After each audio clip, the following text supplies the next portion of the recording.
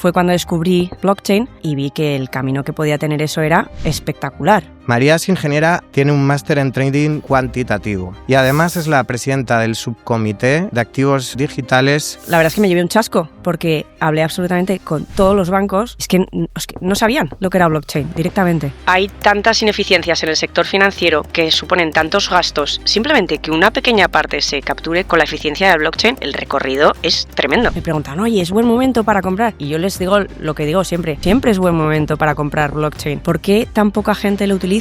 Porque hay unas barreras de adopción tremendas. Mientras haya barreras de adopción, es una buena oportunidad. No, he tenido distintos momentos de entrada y salida. También he tenido desencuentros con este mercado. ¿Y eso? Cuéntanos algún desencuentro. ¿Algún desencuentro?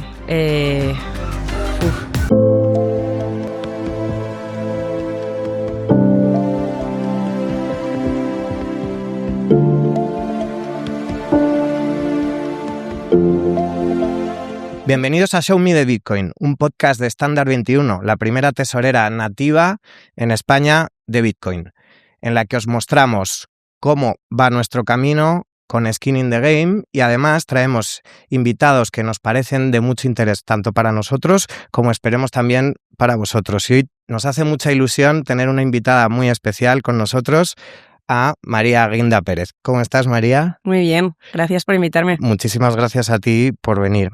María es ingeniera de comillas, tiene un máster en trading cuantitativo y además es la presidenta del subcomité de activos digitales de CFA.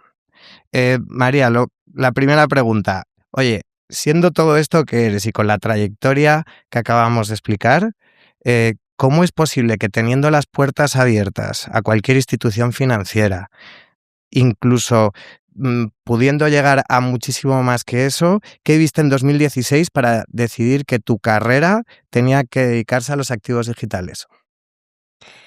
Bueno, no solamente en 2016, de hecho, porque ya 10 años después yo he tenido distintos cambios durante el camino que me ha hecho replantearme otra vez la pregunta, ¿no? De, estoy en este mercado, ¿quiero seguir en este mercado? Y la respuesta ha sido siempre que sí, y por la misma razón, que es, yo soy una friki de las tecnologías, siempre lo he sido, por eso estudié ingeniería, y yo estaba haciendo ingeniería, investment banking para el sector financiero, y una de las cosas que yo veía es que había muchísimas ineficiencias.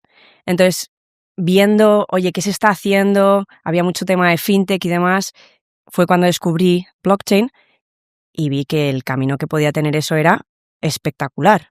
Entonces, ahí fue cuando empecé a investigar, oye, ¿por dónde puedo ir? ¿Quién puede saber de esto? Volví a España, empecé a hablar con todo el mundo. La verdad es que me llevé un chasco, porque hablé absolutamente con todos los bancos.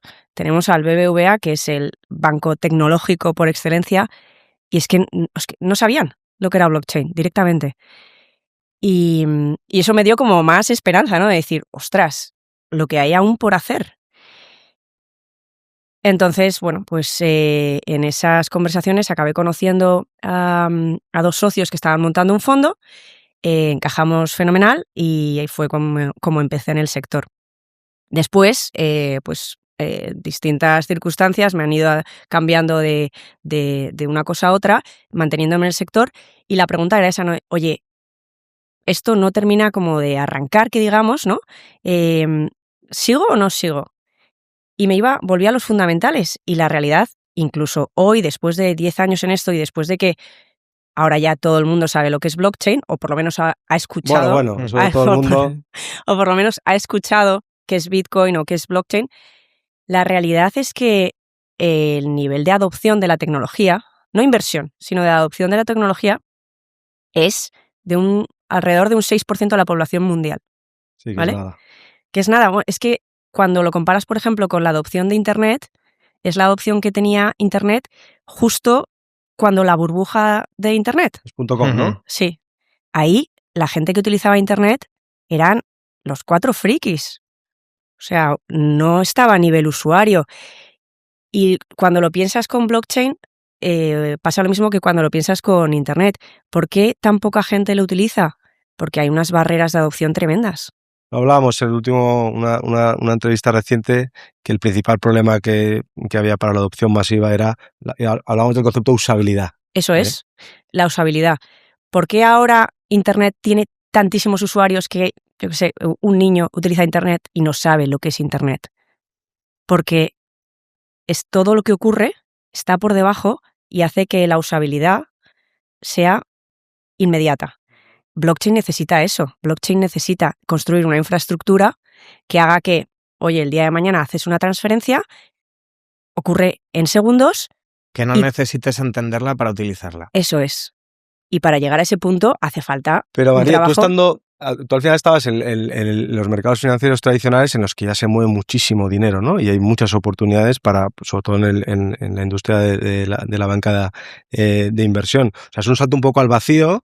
Es verdad que te gusta mucho la tecnología, pero tampoco sabes realmente si eso se va a poder traducir o producir los retornos que están un poco más garantizados en la actividad tradicional de los bancos de inversión. O sea, que fue como una apuesta muy agresiva al final, ¿no? Pero es que la comparativa es tan tremenda de decir, oye, es que cuando me estoy comprando una acción, hasta dentro de 3 días, no sé que es mía. Tienes un T+3 que dices, cuando estás viendo que compras un activo y lo tienes en cuestión de minutos y es tuyo, que no es una promesa, que es tuyo. ¿Tú esto se lo explicas así a tus padres o a tus familiares cuando dejaste absolutamente todo? ¿Cómo lo hacías? Porque claro, es que esa parte debió de ser dificililla, ¿no? Sí, no sé.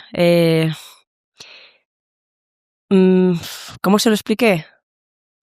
Pues al final, un poco oye, esta va a ser la nueva revolución de Internet, no hace falta que lo entendáis, porque no eran del sector financiero, entonces no entendían todas las fricciones que hay en el sector financiero, pero hay tantas ineficiencias en el sector financiero que suponen tantos gastos y tantos riesgos de contrapartida, de liquidez, que simplemente capturar una pequeña parte de eso, solo una pequeña parte, no hace falta que todo el sector financiero se mueva al mundo blockchain, porque además hay cosas que no tienen sentido mover al mundo blockchain. Igual que ocurrió en Internet, ¿no? Que no todo tenía sentido moverlo al mundo Internet. Pero simplemente que una pequeña parte se capture con la eficiencia del blockchain, es que el recorrido es tremendo. Y aún estamos... Yo lo veo como ¿no? Ese funnel de generación de valor que tienen las entidades financieras, pues supongo que la tecnología se ha ido enfocando en aquellas en las que es más fácil la implementación, en los que hay un retorno directo inmediato, ¿no? Sí.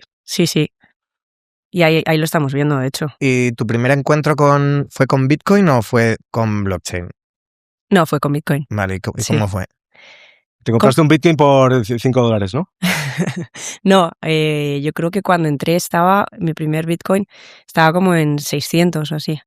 Sí. Ha hecho su primer Bitcoin porque tiene varios. No, he tenido distintos momentos de entrada y salida y también he tenido desencuentros con este mercado. ¿Y eso? Cuéntanos algún desencuentro.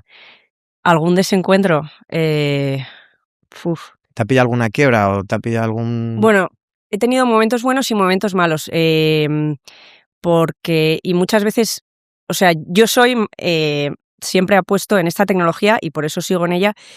Yo apuesto en el largo plazo. Vale. Y de hecho, por ejemplo, ahora mucha gente con la última corrección me preguntan, oye, ¿es buen momento para comprar? Y yo les digo lo que digo siempre. Siempre es buen momento para comprar Bitcoin. Para comprar Bitcoin. Siempre es buen momento para comprar blockchain. Bueno, siempre. Aún Sí, estamos... teniendo en cuenta los fundamentales, claro, en los que yo baso mi tesis. Eso es. Y sabiendo que estamos en un momento tan incipiente, claro, si estuviéramos en una fase de adopción del 80%, digo, tío, ya esto lo conoce todo el mundo. Es que, y lo hablamos mucho con respecto a Bitcoin, las tesoreras, digo, tío, no hay consenso. Y cuando no hay consenso hay oportunidad. A lo mejor puedes equivocarte en la tesis, ¿no? De la adopción, de la tecnología, pero evidentemente hay una oportunidad muy grande porque no hay consenso sobre qué va o hacia dónde va el sector, ¿no? Sí, sigue habiendo muchísimas barreras de adopción de lo que estábamos hablando ahora mismo. Mientras haya barreras de adopción, es una buena oportunidad. Y mientras haya barreras de adopción y veas que hay trabajo en acabar con esas barreras, ¿no? Que es la segunda pregunta que siempre me hago. Oye, sigue habiendo barreras, hay poca adopción. Ok, pero ¿se está haciendo algo para acabar con esas barreras? Sí. Pues entonces, all in. O sea, es buen momento. A ver, no te metas cuando está Bitcoin en la prensa día sí día también y acaba de haber una subida de más 50 porque sabemos que va a haber correcciones, porque aún, por la misma razón, porque ahora mismo hay tan poca adopción en esta tecnología que el price discovery, es decir, el precio de mercado y la valoración es puramente especulativa actualmente. Es decir, cuando nos vamos más a casos de uso de tipo blockchain, ¿no? Como Ethereum. ¿Quién compra Ethereum? ¿La gente que necesita Ethereum porque está utilizando la tecnología o los que están apostando por la plataforma? Los que están apostando por la plataforma. La tokenización y todos estos que están muy Sí. flotados. También dependiendo del momento, ¿no? Porque en un momento dado el gas estaba a tope y, por ejemplo, No. para poder... No. No. Yo he hecho análisis de esos, ¿Sí? de ver un poco qué está moviendo la demanda, y es que el último que hice, que fue media anual, no me acuerdo las cifras exactas, pero, o sea, la demanda que hay para gas es como 100 veces, no, 100 millones de veces menor que la que estaba habiendo en mercados. Entonces, estamos muy lejos de que el price discovery sea por uso real de la tecnología. De hecho, veía el otro día un post en LinkedIn de un tío que analiza las infraestructuras basadas en blockchain, ¿vale? Las Layer 1, Layer 2. Entonces, desde la perspectiva con la que tú analizarías los resultados de una compañía, ¿no? Entendiendo Ethereum y la infraestructura de Ethereum como una compañía, a ver si se sostiene la valoración y el market cap de todo el supply de Ethereum versus la generación de fees, que es lo que sostiene la existencia de la red, porque al final los que sostienen la red reciben unos incentivos. Entonces, ¿tiene sentido la valoración que tiene Ethereum para el volumen de ingresos que genera, como si fuera el revenue de la compañía, el P&L? Pues es una locura. Al ratio sobre revenue, si fuera una compañía al que cotiza. Y lo comparaba con otra que a lo mejor la conoces, se llama Hype, que es el protocolo creo que es Hyperliquid, de futuros y de opciones. Hype había capturado, tío, o sea, era una barbaridad de fees versus... Pero ya no solo Total Value Lock dentro del protocolo, sino el volumen de fees generados por Hype versus Ethereum, que dirías, bueno, ¿cómo puede ser? No te sé decir, pero a lo mejor era como 10 o 11 veces más Hyperliquid que Ethereum. Entonces, él hacía una comparativa del ratio sobre a lo que cotizaba Hype versus Revenue y decía que era un proyecto que tenía mucho interés en entrar por el market cap que tenía actualmente. Por tu perfil, que parece súper guay a la hora de poder sacar el ruido de lo que de verdad es tecnología o de lo que de verdad es una tesis seria, ¿no te parece que todo el zoo de todas las criptomonedas ha hecho bastante daño al ecosistema? Los memes. Bueno, en general, o las criptos. Sí. Bueno, a ver, sí y no. Creo que ha tenido su parte positiva en el sentido de que también ha generado mucho atracción. Ha sido una herramienta de marketing total, que igual de otras formas la gente no se habría fijado en la tecnología. También veo el punto positivo de que, por ejemplo, en el caso de los memes, ha puesto a prueba muchas redes, especialmente Solana. Solana ha podido demostrar su valía y su caso de uso gracias a los memes. Yo, cuando, por ejemplo, con Internet, cuando se lanzó el protocolo de Internet, el primer protocolo de Internet, que no es el que utilizamos ahora, hubo una guerra de protocolos. Hubo varios protocolos que intentaron convertirse en el Internet. Al final uno triunfó porque no tenía sentido que funcionáramos con distintos Internets por el mundo, ¿no? Lo ideal era que todos estuviéramos conectados en el mismo y habláramos el mismo lenguaje. ¿Qué competían? Por temas de velocidad, de seguridad, todas esas cosas, ¿no? Sí, eso es. Claro, igual que con las blockchains al final. Eso es. Aquí en blockchain, esta es mi tesis, ¿vale? Esta es mi opinión. Yo creo que no va a ser un juego de solamente gana uno. Creo que va a haber varias blockchains. ¿Por qué? Porque hasta que no se resuelva el trilema de blockchain, yo creo que va a haber varias blockchain destinadas a distintos casos de uso. Entonces, por ejemplo, bancos que necesitan más seguridad, no les importa esperar unos segundos más, pues igual van a ir a protocolos tipo Ethereum. Casos de uso para pues videojuegos, vender las skins y temas así menos relevantes en cuanto a seguridad, pues van a primar redes como Solana, más rápidas, más baratas. Solana ha podido demostrar su caso de uso gracias a los memes. Entonces son oye, ahora mismo no se han podido integrar con un sistema de videojuegos y demás y llevarlo, pues que PlayStation lo adopte, pero los memes les han permitido hacer ese test en vivo, ¿no? Pues Entonces, eso ahora no se construyó, porque al final ese test en vivo del que hablas al final es plataformas de intercambio de memes construidas sobre Solana que generan un montón de volumen.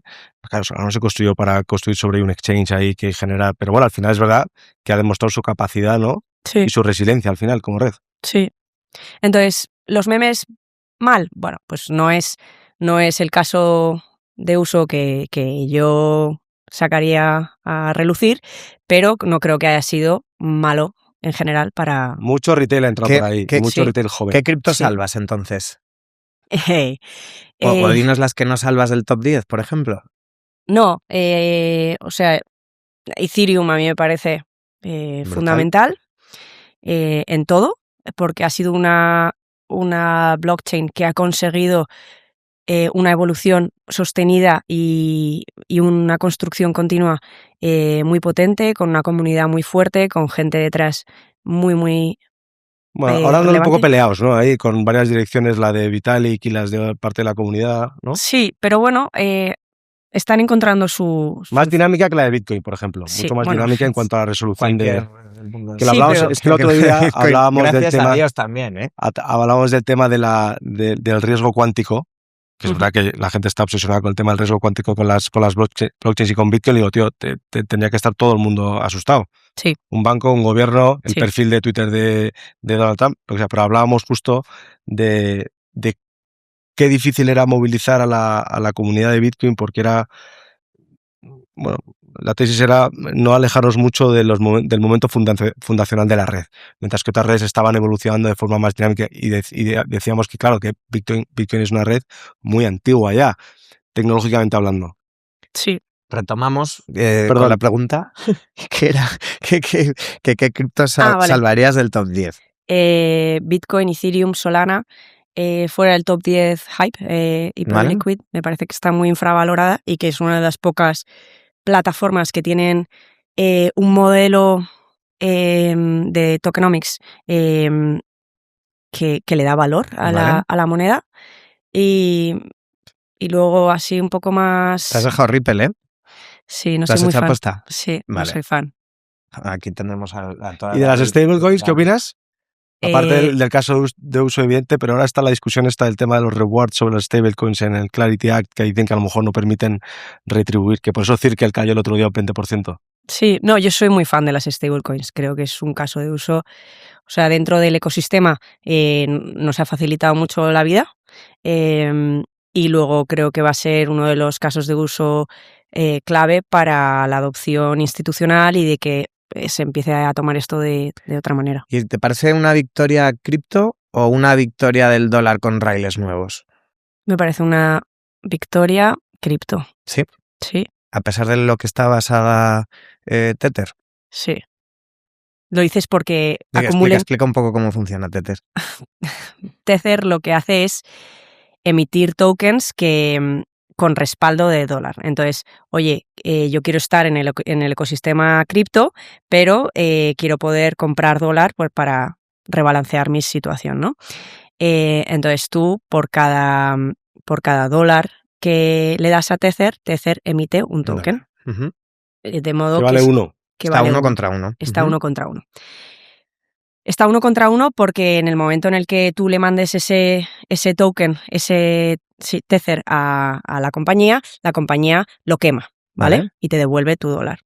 Entonces es un poco como esa promesa de que siempre va a estar respaldado. Lo que está haciendo Tether para lucrarse con esto o para que tenga sentido como compañía es que todo ese dinero que tiene lo invierte. Lo invierte en activos seguros, que es, por lo general, son deuda soberana de Estados Unidos. Entonces hay mucha polémica, ¿no? Sobre, oye, esto puede desequilibrar los mercados de deuda, etcétera. Bueno, ahora mismo es un tenedor grande, pero no es tanto como para desequilibrar un mercado tan grande como el de deuda americana. O comprar más cosas, porque ya están haciendo inversiones en compañías, temas de IA, tienen la de Dios de Oro también han comprado. ¿Sí? Sí, porque tiene Tether Gold también. Ah, bueno, pero claro, eso con la pata Gold. Pero con la pata Tether ¿De la moneda? respaldado con la moneda, yo creo Y que tienen sí. otra moneda ahora también que con paridad 1-1, que es completamente compliant con la normativa americana, ¿no? Han sacado. ¿Sí? Sí, no sé cómo se llama, pero tienen otra, aparte. Pues es que no me sé. Eres tú el experto en esta parte. Sí, no, esa no la conozco. Pero vamos, Con lo cual te parece que es victoria de cripto, a pesar de lo que están haciendo con los dólares. Porque una de las preguntas es, oye, las nuevas leyes y toda la parte de la regulación americana, ¿no la están impulsando para dar respaldo a esta parte y que ahora que te parece que todavía es pequeña, acabe siendo algo muy grande y que puedan utilizarlo para colocar deuda? ¿tú crees que viene desde dentro del Sí. gobierno? Y es lo que pienso. No lo sé. A ver, la pasa es que si hay una discusión con respecto a... Si es que no, dime que no, ¿eh? A ver, es un poco difícil. Está la discusión de ver si están intentando dolarizar países con esta vía, porque facilita mucho, ¿no?, el acceso al dólar. Mi pregunta es si han decidido negar la salida de una CBDC americana porque dicen, oye, lo otro lo tenemos mucho más fácil, podemos continuar con nuestro dólar y encima podemos colocar deuda. Y el problema lo tienen ahora con los bancos, porque donde está la guerra gorda es en poder generar yield con el Tether que podamos tener como usuarios, ¿vale? Porque claro, si en la actualidad lo que puedas llegar a tener es una moneda que puedes gastar, que puedes pasarle a otra persona y que además te dan un tipo de interés por tenerla dentro de tu cartera, claro, los depósitos bancarios dejan de tener una utilidad grande y sobre todo tener el dinero en el banco que no te está dando un interés, ¿para qué lo vas a tener ahí? Lo tendrás al final en el otro, ¿no? Sí, lo que pasa es que nada es gratis. Entonces, puede haber escape de liquidez en ese sentido, pero luego también está el riesgo de tecnológico y de confianza en la compañía. Y Tether en concreto tampoco es la compañía con mayor reputación del mercado. Entonces, yo no lo veo aún como un riesgo al sistema financiero. ¿Y en 5 años? En 5 años. Son muy pequeños, tú fíjate el market cap que tiene Tether al final. Sí, es grande, ley, pero... Si sale adelante la ley, que tendrá que salir o bien a finales de este año o como muy tarde Antes, del año creo. que viene. Sí, bueno, están negociando todo el rato con los bancos. Es que yo creo que eso va a ser un paradigma que cambie. Y ahí es cuando de verdad se va a notar si Ethereum...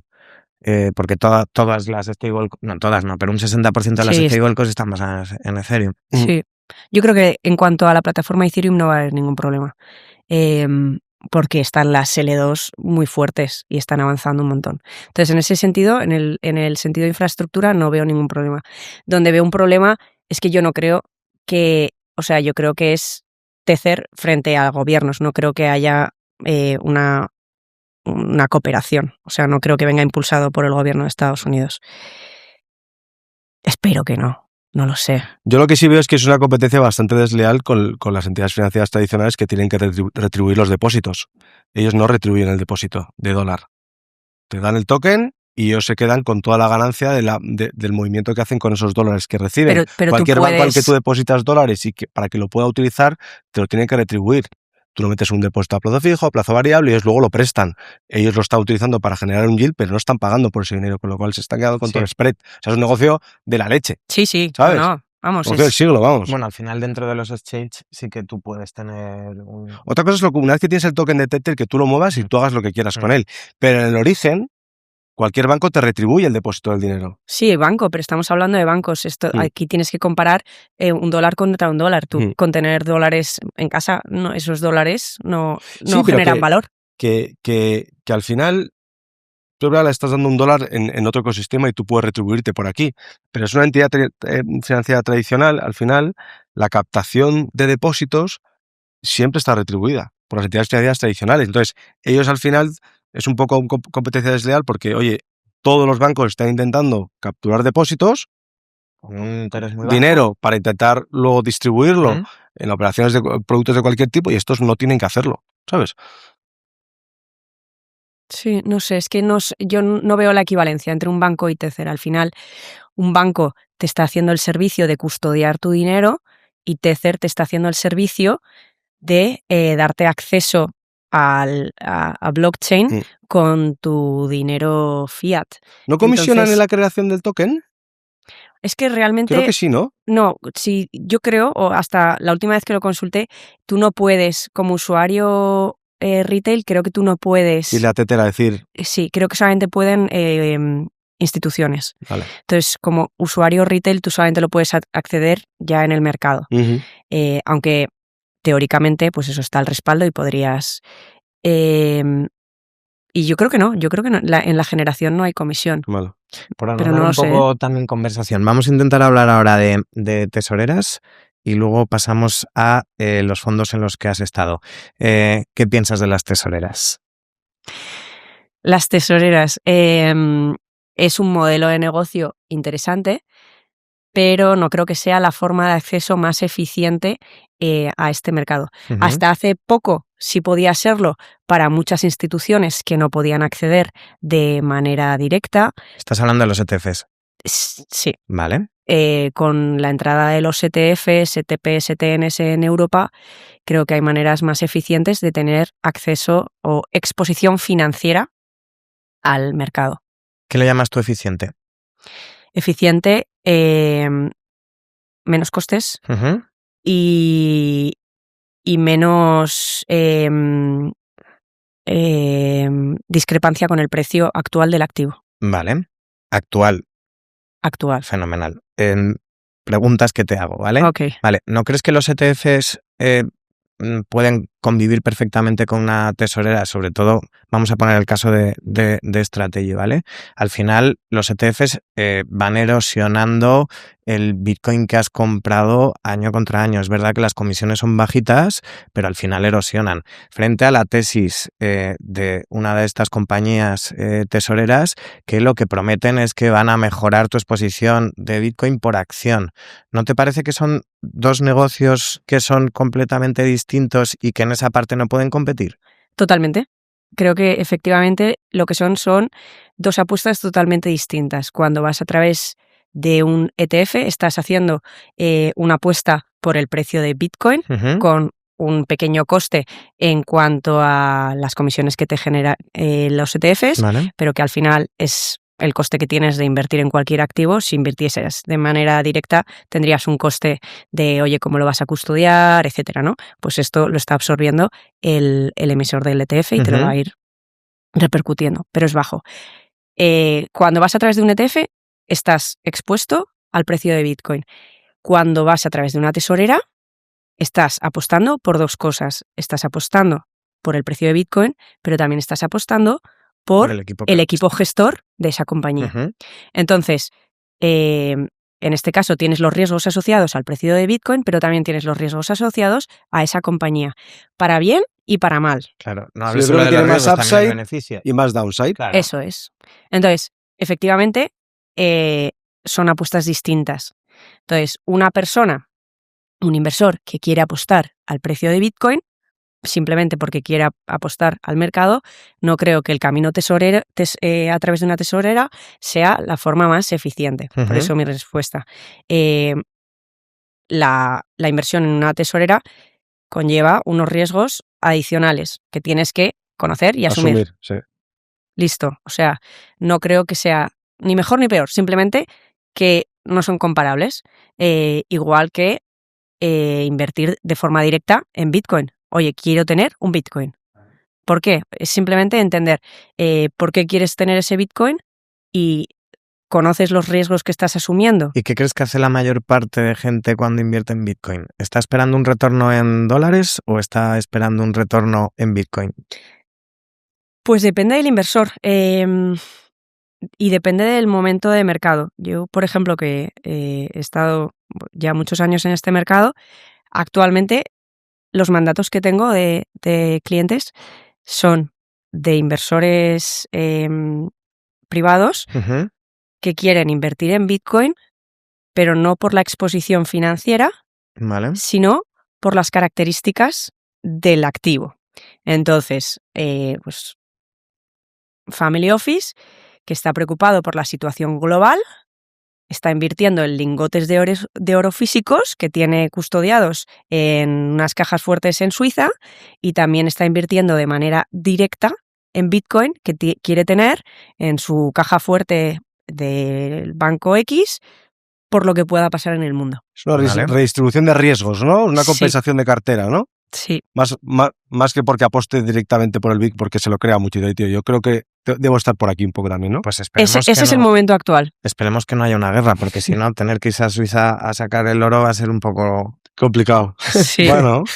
Pero es que al final yo creo que la pregunta es ¿qué quiere el inversor? ¿Cuál es su apetito al riesgo? Uh-huh. Y con eso ver, oye, estas son las opciones de inversión. Si esto piensas de las tesoreras de Bitcoin, ¿qué piensas de las de Ethereum y Solana? Claro, porque ahí ya... Bueno, es la misma tesis. La realidad es que no. Sí, bueno, no. A ver, justo...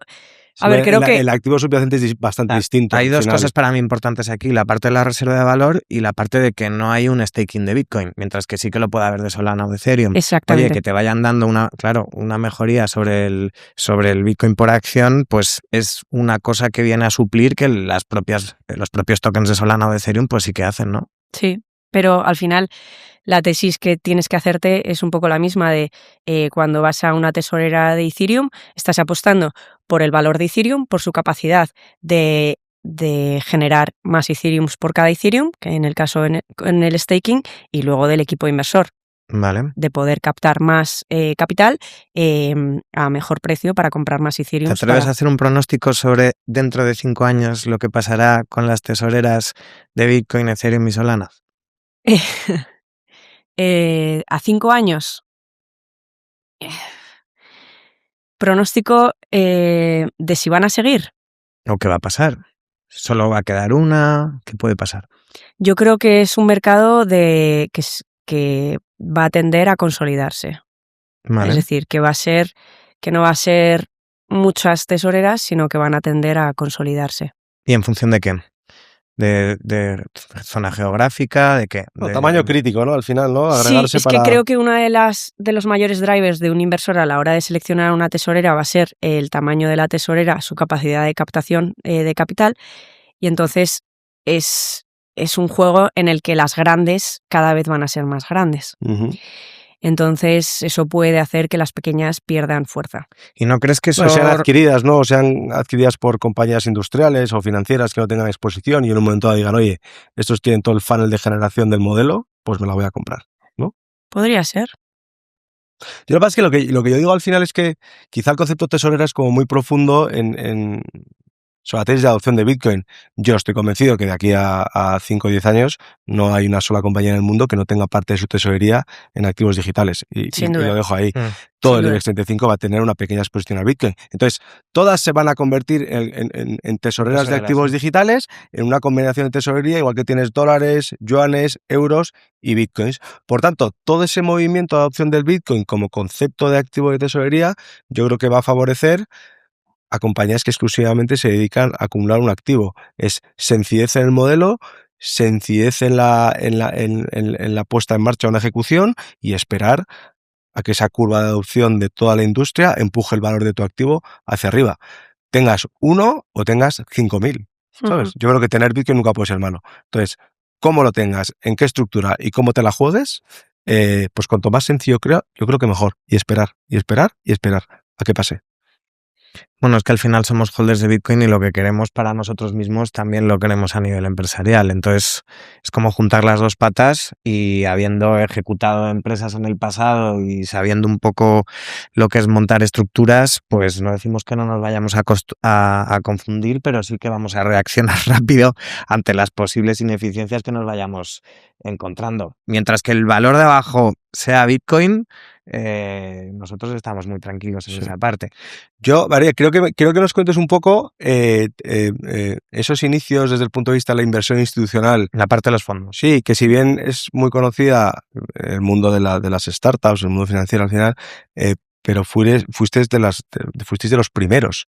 Entonces, cuéntanos un poco tu historia como inversora institucional a través de fondos en la vertical de activos digitales o ecosistema cripto. Sí, la verdad es que el primer fondo fue una historia fascinante, la verdad. Muy intensa, pero muy chula, porque al final éramos un fondo muy grande en un mercado muy inmaduro. Y no solamente en el mercado como tal, sino la infraestructura de mercado, que mucha gente ahora se mete en este mercado y ya está el camino hecho. Pero es que nosotros cuando entramos es que no había custodios, no había administradores, los auditores no tenían ni idea de qué era esto, entonces era un poco ciencia ficción. Yo me acuerdo las auditorías al principio les teníamos que explicar al auditor de repente, oye, habéis pasado de tener un activo 0 y de repente os han regalado 1 millón de tokens de algo por valor 0, ¿no? Cuando tenías airdrops o cuando tenías un hard fork. Explícale eso a alguien que no sabe nada de blockchain y es tu auditor. Entonces, fueron tiempos muy, muy, muy interesantes, pero también pues muy challenging porque al final no había custodios, tuvimos que construir un sistema de custodia totalmente de cero. Con multifirmas y no sé qué, para mover los activos, ¿no? Sí, al principio fue el momento multifirmas, con BitGo y demás.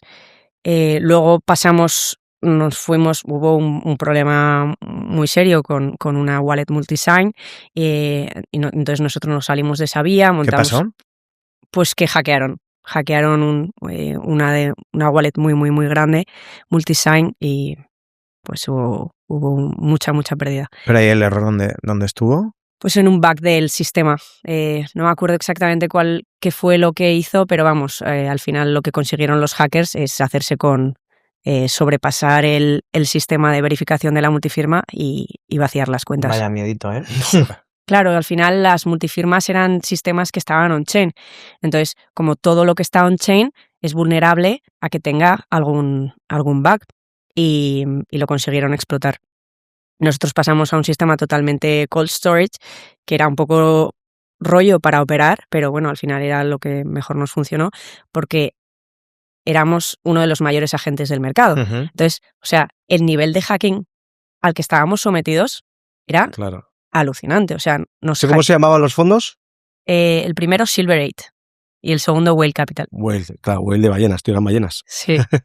Pero es que nos intentaban hackear todos los días. Ya. Pero todos los días. O sea, pero incluso llamadas falsas, emails con nuestros propios nombres y veías el email y era efectivamente, o sea, no ya que te salga el nombre, ¿no? Que muchas veces recibes un email y te sale Pepito González y es tu jefe, ¿no? Aquí era Pepito González, pero veías el email y era pepitogonzalez@silver8.com, ¿sabes? ¿Has visto qué es? Claro. Sí. Ahora con el tema de la IA te pueden llamar directamente el Pepito González con la voz de Pepito González. Sí. Entonces fueron tiempos muy intensos. Muy intensos. Pero tampoco muy sería fácil de invertir tanto dinero, ¿no? No, de hecho... ¿Porque eran de cuánto? ¿Cuánto? 300 millones gestionábamos. En aquella época 300 millones, ¿dónde los colocabas? Además, por ejemplo, no había liquidez en el sería mercado. Algo distinto porque a lo mejor hablabais directamente con los exchanges, pero Coinbase, por ejemplo, tenía una cifra máxima a la que podías comprar diario, etcétera, etcétera. Justo, era un rollo. Nosotros tuvimos que hablar con todos y nos modificaron los límites porque si no, efectivamente, teníamos mucha exposición exchange y nosotros nunca dejábamos más de lo necesario, o sea, más para el trading y ya volvíamos a nuestros sistemas, ¿no? Pero claro, con el nivel que movíamos no había OTCs. El primer OTC con el que estuvimos hablando serio fue el que montó Kraken, que tenían una mesa de 2 tíos en Nueva York, pero esto ya fue como al final, en el 19 o así. Hasta entonces era totalmente a mano. Entonces era a mano de, oye, tenemos que deshacer 50 millones de Bitcoin y era pues una semana Es que te cargabas el mercado tú solo. Sí, no. O sea, yo había veces que de repente ponía una orden que más o menos pensaba que estaba esto y de repente un muro así y el mercado, o sea, paraba un día. Y dices, ostras, no, esto no lo tengo que sacar. O sea, tuviste que teníais la capacidad de modificar el precio con los movimientos que vosotros hacíais en directo. Sin ninguna duda. Joder, tío. Qué barbaridad. Claro. Pero no lo hacíamos porque, claro, iba en nuestra contra. Y María, ahora yo creo que ahora me imagino que en todos estos modelos que te construís para intentar entender dónde está el valor de estas infraestructuras y este ecosistema o estos proyectos, en aquella época, ¿cómo construís esas tesis de valor cuando no había casi nada, ni adopción, ni usuarios, ni fees? ¿En qué basabais? A ver, hace 10 años el nivel de adopción no era muy distinto del que es ahora. El nivel de adopción de la tecnología. Ujú. O sea, ahora mismo, pues eso, estamos por debajo del 10% de la población, pues cuando yo empecé, pues igual era el 3%. O sea, es que tampoco estamos hablando de que esto haya cambiado muchísimo. La forma de valorarlo, yo lo veo igual que valorar una startup que acaba de comenzar. O sea, Sí, pero había ciertos modelos numéricos en los que... sí, utilizábamos. Con Entonces, por ejemplo, interpretaciones, con evoluciones... para Bitcoin utilizábamos el monetario, porque al final Ujú. Bitcoin, su tesis inicial, cuando nosotros entramos, era que se iba a convertir en una moneda de uso Ya. digital. Que no es el caso. Luego ha transicionado a más A reserva reserva. de valor. Y también otra forma que tuvimos para valorarla en ese momento es, oye, ¿qué pasaría si justo en vez de moneda se fuera a más reserva de valor? Pues ahí como lo valorábamos, pues oye, si fuera capaz de atrapar parte del market share del oro. ¿Y cuál sería? Bueno, eso es muy lo que se dice ahora, ¿no? Sí, pues también. ¿Y cómo Lo que lo pasa es que montabais? ¿Dabais un interés y os quedabais con el diferencial o cómo lo hacíais? no hacíamos un modelo de valoración con escenarios, como haces con cualquier otro activo. Ujú. Entonces, cuando valorábamos Bitcoin como moneda de intercambio, pues lo que hacías es, le dabas unas hipótesis, como haces con otros activos.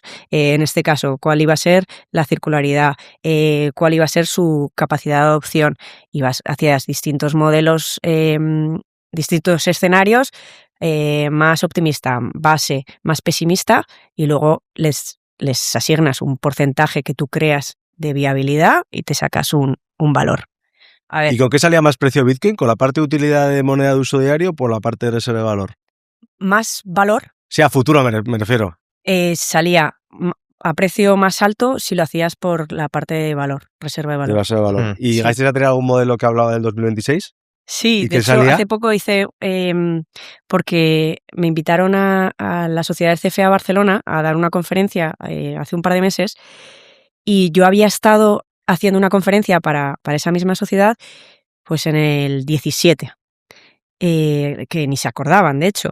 Y entonces, cuando estaba preparando la conferencia, revisé la presentación de Vale. hace casi 10 Y tenías años, previsiones ahí. y justo les había Ah. puesto unas previsiones para el 25. Vale, ¿y qué? Nosotros hicimos el modelo en el 2015, y entonces hicimos una predicción a 10 años de Bitcoin. Sí. Y le dimos un 0,03%, no, 0,03% era como a que se fuera a cero, pero un 33% de probabilidades de que en 2025 estuviera por encima de 100.000. Oye, muy bien. Sí, pero luego un 33% que estuviera como por con 50.000 y un 33% que estuviera como en 20.000, creo. Bueno, pues ya me Sí, parece Sí, pero bien estabais con tanto- os plantáis la posibilidad de que estuvieran unas cifras muy parecidas a las que ha estado. Sí, O sea, que el modelo estaba bastante bien construido. bueno, no, en realidad no. Es que estoy intentando ver el... Porque de hecho acordarme. el viaje de Bitcoin en 2025 es verdad que toca los 126, pero viene de 60. O sea, quiere decir Sí. que 69. estabais en unos parámetros ahí razonables de desviación. Sí, pero aún así le dábamos muy poca viabilidad a que superase, no, es que estaba pensando, 33% no, 33% era un caso base más bajo. Era el 0,03% se lo dábamos a que superase los 100.000. Mejor O sea, hay que coger vuestras predicciones y las de Cathy Wood y dividirlas entre dos, ¿no? Las Claro. sumas. sí, ¿Ahí se hablaba ya en aquella época de los ETFs? No. O sea, No. era como impensable, ¿no? no, los ETFs no. Ahí todavía el de BlackRock decía que era un scam. Sí, bueno, En pero aquella es que época. BlackRock estuvo hasta hace 2 días diciendo que era un scam. Sí. Pues Hasta que no tuvo todo montado, no cambió Claro. la tesis. hazte una predicción para 2035, 2036 para que en Algún modelo tiene. presentación, en la Seguro que tiene algún presentación- modelo, luego que nos lo pase. Claro. Háztela. Dentro de 10 años, Sí. alcistas seguro. Joder, anda que te has mojado, ¿eh?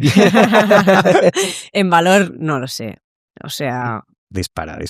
Si alguien A puede 10 disparar... años. Tú ves, por ejemplo, cosas, o sea, drivers claros que evidentemente la institucionalización, la bancarización, la adopción de Bitcoin desde el punto de vista de cualquier tipo de corporación como modelo de tesorería. Otro driver es el tema de los países, ¿no? Entonces, ¿tú qué es lo que crees que va a tirar más en los próximos 10 años? Porque una está clara, la institucionalización ya está pasando del retail, de los OGs estos, a las instituciones. Pero el tema de los países, ¿cómo lo ves? Yo creo que la clave está en cuánto dinero es capaz de moverse on-chain. Entonces, ahora mismo ha habido mucha entrada a Bitcoin a través de instrumentos financieros, a través de los ETFs. Ujú. Eso yo creo que ha modificado mucho las dinámicas de mercado, porque al final antes el mercado cripto, el dinero entraba directamente al mercado. Y entonces lo que ocurría una vez dentro es que de ahí derivaba a otras, siempre entraba a través de Bitcoin y de ahí iba derivando a otras vías del mercado, ¿no? Oye, pues ya he comprado Bitcoin, estoy cómodo, voy a empezar a investigar cosas un poco más arriesgadas. Ahora mismo la gran mayoría de flujo que ha habido al mercado ha sido a través de los ETFs, que en realidad no están on-chain, porque el dinero on-chain realmente lo tiene, No tiene una parte. eso es, y no les da y no le da entrada a otra parte del mercado. Entonces, creo que uno de los mayores drivers es que las instituciones empiecen a entrar de manera directa, on-chain, al mercado. Y eso no Como está... lo que hacemos nosotros. Eso es. Lo que hacéis vosotros como empresa, pero no vuestros inversores, ¿vale? Lo que necesita este mercado es que haya cada vez más instituciones expuestas de manera directa al mercado, on-chain, ¿vale? Está ocurriendo. Lo que pasa es que está ocurriendo de manera lenta y no pública. Vale, eso te Pero iba a decir que si tienes ejemplos que puedas contar, ¿sí? sí. Justo ayer tuvimos una sesión con una persona que trabaja en Fireblocks, que es una de las mayores plataformas de custodia institucional que hay en el mundo, y esta chica lleva todo el trato con instituciones en EMEA, y nos estaba contando cómo hay cada vez más instituciones que están entrando en este sector o on-chain, que es lo importante, ellos al final son custodios on-chain, que están entrando no por el mero hecho de invertir, sino porque están empezando a construir infraestructura para estar on-chain. Entonces, bancos que no dirías, oye, están ofertando apuesta por inversión en blockchain para sus clientes, pero sí que están empezando a construir infraestructura de, oye, queremos estar on-chain porque estamos viendo que es que hay muchas cosas que te ofrece, pues por ejemplo, la plataforma Ethereum, que podríamos implementar para nuestros procesos. Y entonces ya están formando a sus equipos de compliance tecnológicos para saber gestionar las transacciones on-chain para, ojo, que igual dentro de poco vamos a empezar a mover todos nuestros repos on-chain. Ojo, que dentro de poco todas las operaciones que tengamos entre países las vamos a hacer con stablecoins. Tiene sentido. Entonces, creo que va a ir por ahí. Vale. ¿Y el tema de las reservas estratégicas de los países? También. ¿Rollo Salvador? O sea, que eso se profundice, quizá con países de menor tamaño al principio, ¿no? Como una vía de escape a tal, y luego... O sea, yo, por ejemplo, España no lo veo ni en la próxima década, que España tenga una reserva estratégica de Bitcoin. A ver, las carteras globales, como son las reservas de los países, yo creo que van a seguir la misma vía que siguen cualquier otra cartera diversificada global. Al final, cuando tú tienes un mandato de, oye, tenemos que invertir de manera diversificada y generar una cartera global, lo que suelen hacer o como se suelen reunir los comités es, vamos a ver cómo es el mercado. Actualmente el mercado cripto, cuando tú analizas el mercado invertible del mundo, ya tiene un peso relevante. Ya es más de un 1% de lo que es el mercado invertible. Entonces, un gestor global que ahora mismo no esté invertido en cripto está tomando una decisión activa de infraponderación. Yo creo que el camino va a ser que a partir de ahora van a tener que tomar una decisión de decir, oye, ¿estamos o no estamos? Y si no estamos, van a asumirla como una decisión activa. Claro. Es un poco lo que hablábamos siempre de Vanguard, del banco americano, que siempre ha sido súper contrario a Bitcoin, etcétera, y ha tenido que comprar Strategy para replicar. el índice. Nos empezamos a acercar al final, aunque no queremos terminar esto. No, joder, cuéntanos yo estaría aquí un poco un montón. lo que estás haciendo con Cherry Picks y toda esta aventura, ¿cómo ha sido? Pues mira, cuando... Lo que es Cherry Picks y de dónde viene y qué hacéis y todo. Cuando yo salí de mi primer fondo, una de las cosas que me di cuenta durante el proceso del fondo es que había muchos gestores que querían invertir en este mercado, pero que no querían hacerlo a través de un gestor. Porque al final, bueno, pues una de las particularidades que tiene los activos digitales es el riesgo operativo que supone invertir de manera directa. Entonces, tú cuando tienes exposición a través de un gestor, no solamente estás apostando por el mercado, sino que estás apostando por la capacidad operativa de ese gestor. Entonces, nosotros habíamos construido un sistema de custodia muy robusto, pero claro, explícaselo al inversor y que el inversor lo crea y tenga las capacidades también para valorar si es o no correcto. Muchos no lo tenían, se tenían que tirar a la piscina, ¿no? Entonces, yo ahí vi que había una oportunidad importante de mercado y entonces lo que decidí fue, oye, pues voy a montar una empresa que ayude a todos estos inversores que tienen apetito a Que asesore. Eso es, que tengan apetito a este sector a invertir directamente. Oye, family office que quiere comprarse bitcoins, pero los quiere tener en autocustodia, pues hacer un proceso de cómo se hace, formar a sus equipos, cómo es el post-trade. Es asesoría, consultoría a ciertos entes para que aprendan y se lo puedan autogestionar luego más adelante, ¿no? Eso es. Y es en esto en lo que estás ahora. Eso ¿Y es. qué tal? ¿Hay mucha demanda? Hay demanda, pero como decía, me ha sorprendido mucho porque de cuando yo empecé esta empresa en el 19 al estado actual ha cambiado totalmente la forma de ver el activo. Claro. Y al principio era más... A mejor. Sí, y a otra forma de verlo, de ya comprendo mejor la tecnología y ahora es que no, es que quiero invertir en esto no solamente porque apuesto por la tecnología, sino porque lo quiero tener como un salvaguarda en el caso de que este mundo acabe mal. Y estás en esto y en la parte de trading.